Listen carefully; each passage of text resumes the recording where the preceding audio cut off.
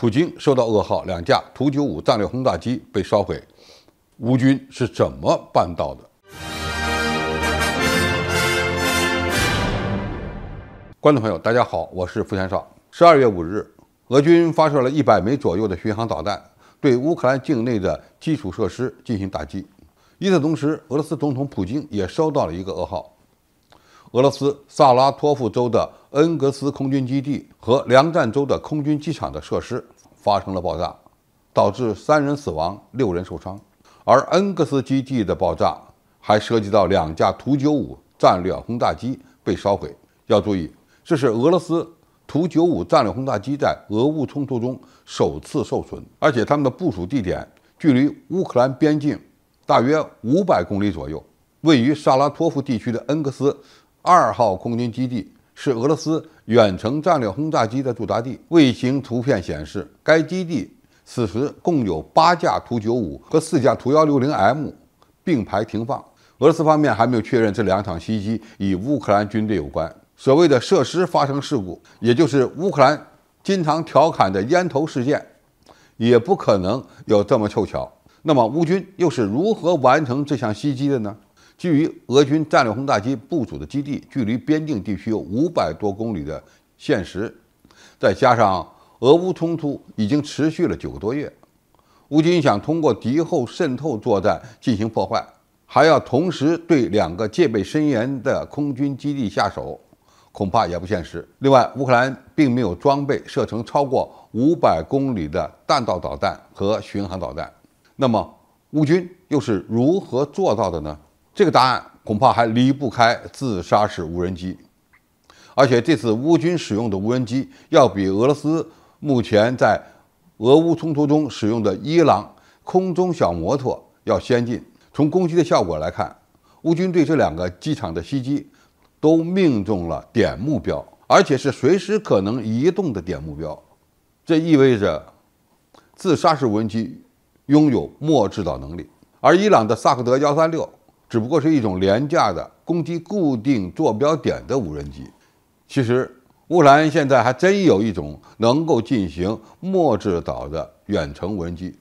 这就是乌克兰国防工业集团研发的神风攻击无人机。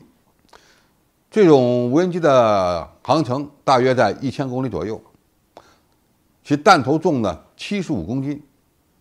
机上配有光学和红外导引头，具备较强的抗电子干扰能力。按照乌克兰方面所宣布的研制进度，这种远程自杀式攻击无人机已经成功地完成了一系列的测试。待完成最后的电子干扰测试后，预计2022年年底即可投入使用。这个时间点与目前发生的爆炸事件是比较吻合的。乌军在战场上使用无人机的情况比较多，其大多数的无人机来自于土耳其、波兰和美国的机型。但是很多人忽视了乌克兰自己的无人机工业的进步。乌克兰之前就投入使用了一种国产的 RAM-2自杀式无人机，该机全重8公斤，其中包括3公斤的炸药，它能够在空中停留55分钟，最大飞行距离60公里，攻击精度在1米以内。相比而言，乌军这次可能用于袭击图95战略轰炸机的无人机个头可就要大得多了。不过这架无人机飞行的距离这么远，最大的难题是如何进行末端通信。这里存在着2种可能：一是呢卫星导航加图像识别制导，也就是无人机按照事先规划好的程序线路飞到机场附近，然后通过光学侦察设备对目标进行拍摄，再由无人机对目标进行自动识别并发动攻击。或者是该机配备了红外探测设备，用于攻击那些红外信号比较明显的目标。第2种可能呢，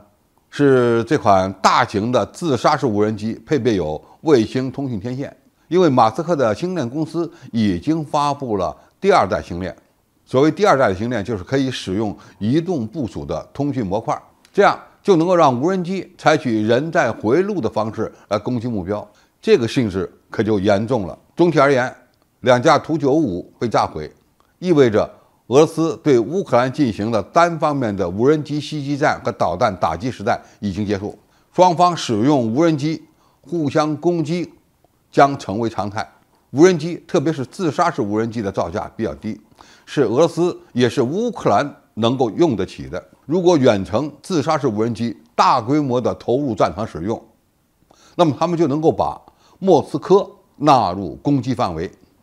那么这个未来想想都让人揪心。好，今天的评述就到这里，谢谢大家收看，我们下期再见。